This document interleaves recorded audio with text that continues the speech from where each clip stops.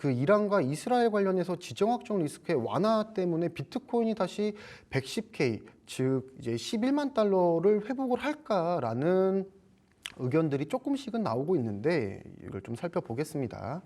자, 그래서 트럼프 대통령 이스라엘과 이란 간의 완전하고 전면적인 휴전을 선언했다라는 이러한 이야기들이 나오면서 전반적으로 가상화폐 시장과 그다음에 이제 주식 시장이 반등이 나오고 있는 상황이었고요.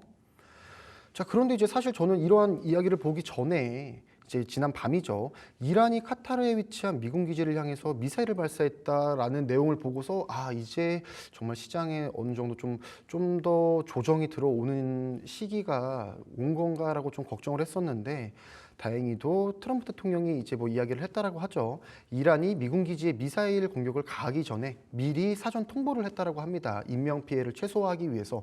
그래서 즉 이것은 어떠한 긴장 완화를 위한 조치였을 뿐이다라고 하기 때문에 시장에서는 다시 한번 V자로 기분 좋게 반등을 한 건데요. 실제로 이제 뭐 거의 99K, 이제 9만 9천 달러 부근에까지 내려오다가 다시 한번 10만 5천 달러까지 급격한 상승을 보여주면서 이제 많은 좀 걱정하는 투자자분들께서 걱정을 좀 덜어내는 하루였다라고 좀 말씀을 드리고 싶은 부분이고, 물론 이 과정에서 어떤 숏 스퀴즈까지는 아니겠지만 숏 포지션의 엄청난 청산으로 인해서 좀 더 빠르게 급격한 상승이 나온 거 확인되실 수가 있으실 겁니다.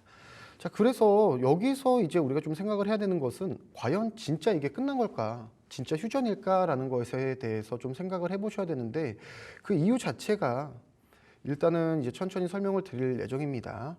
일단은 호르무즈 협회 관련해 가지고 제가 어제 말씀을 드렸었죠.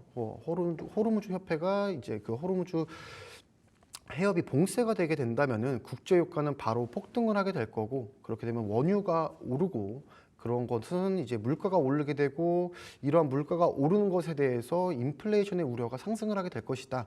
즉 중앙은행이 혹시 금리를 다시 올려야 하나, 이러한 이야기가 나올 수 있다라고 말씀을 드렸었는데, 자, 여기서 이제 도널드 트럼프 대통령이 이야기를 하죠. Keep oil price down이라고 이야기합니다. 즉 유가를 낮춰야 한다라고 계속해서 주장을 하고 있는 상황인데, 이런 상황에서 트럼프 대통령이 이제 트루스 소셜을 통해서 이야기를 했죠. 이스라엘과 이란이 12시간씩 뭐 순차적으로 휴전을 해가지고 뭐 12시간 뒤에는 24시간 뒤에는 전쟁이 공식적으로 종료가 될 것이다라고 트럼프 대통령이 발표를 한 겁니다. 그 발표를 한 이후부터 해서 이제 유가가 하락이 이제 나오고 있는 상황이었는데, 즉 이것은 트럼프 대통령의 휴전 선언에 대한 발표일 뿐이지 사실은 이란 측의 공식 뭐 성명이 나온 것은 아니거든요. 그렇기 때문에 이제 우리들이 판단을 해야 되는 것은 양측 간의 공동 합의가 이루어졌다고 단정할 수는 없는 단계다. 아직까지 확신을 할 수는 없는 단계다라고 생각을 좀 하셔야 될 것 같습니다. 자, 그래서 지금 이렇게 V자 반등이 나온 것에 대해서는 어떠한 리스크 완화에 대한 기대감으로 반등을 한 건 맞지만 아직까지 확실한 방향성에 대해서 이야기하기에는 조금 조심스러운 단계다라고 말씀을 드리면서, 지금 이 구간에서는 오히려 좀 장기적으로 보고서 이제 포지션을 들어가는 것보다는 단기적인 포지션을 보면서 단기적으로 조금 수익을 보시는 게 맞다라고 좀 말씀을 드리고 싶습니다. 그리고 이제 그 비트코인 관련해서도 이제 현물로 매매하시는 분들 같은 경우에는 아직까지 진입하기에는 조금 시기상조다. 조금 더 지켜봐야 된다라고 말씀을 좀 드리고 싶은 부분입니다. 자, 그래서 지금 제가 여기서 말씀을 드리면서 펀딩 비율에 대해서도 조금 말씀을 드리려고 하는데, 지금 현재 비트코인의 펀딩 비율, 숏과 롱 포지션에 관련된 펀딩 비율이 0.0003% 그리고 0.0002% 이렇게 굉장히 낮게 나오고 있습니다.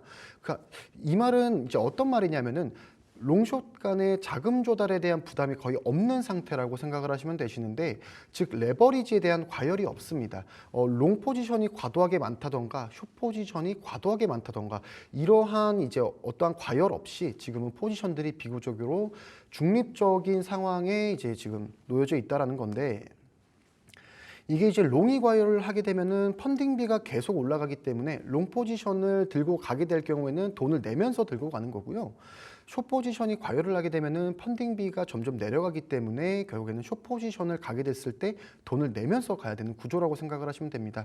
즉 이러한 롱과 숏의 비율, 펀딩 비율이 아직까지는 굉장히 좀 중립을 지켜주고 있기 때문에 시장 상황도 시장 참여자들도 현재 이 시점에서는 롱 포지션을 본다라던가 숏 포지션을 본다라던가 이렇게 좀 명확하게 갈리기보다는 지금 현재 이 구간을 좀 주시하면서 약간은 조금 더 시간을 두고서 어떠한 결정을 할 걸로 보인다라는 그런 의견을 좀 드리고 싶고, 이제 레버리지 청산 도미노에 대해서도 어제 좀 간단하게 설명을 좀 드린 부분이 있는데, 이번에 뭐 120K 갈 거야, ETF 효과로 150K 무난하지, 이것은 이제 저 또한 이러한 의견에 대해서는 동의를 합니다. 다만 이것은 장기적인 관점에서 봤을 때고, 단기적으로 봤을 때는 항상 급등과 급락에 대한 이러한 변동성에 대한 위험성에 대해서 생각을 하면서 안전하게 매매를 해야 된다라고 좀 말씀을 드리고 싶습니다. 그렇기 때문에 이제 불과 이제 이틀 전까지만 해도 약 10억 달러 규모의 롱 포지션에 대한 청산이 발생을 했다라고 말씀을 드렸었는데, 오늘 같은 경우에는 4시간 동안 약 1억 9,900만 달러가 공매도 포지션에서 청산이 된 만큼 정말 비트코인 시장의 변동성에 대해서 이러한 리스크는 어느 정도 감안을 하면서 항상 염두를 하면서 안전하게 수익을 볼 수 있는 방향을 생각을 하셔야 될 것 같습니다.